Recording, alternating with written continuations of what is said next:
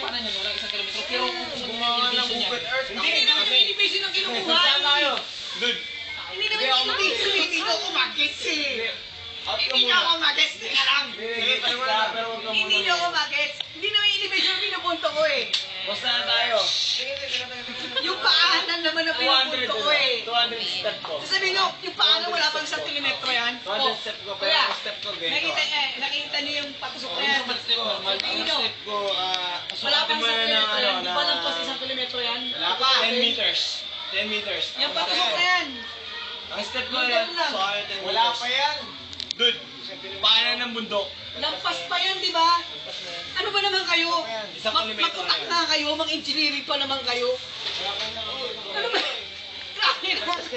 Lampas yan. Kasi kung tatakbuhin mo Kasi ang tinitingnan nyo lang kasi. tatakbuhin mo yan, marami. Tinitingnan.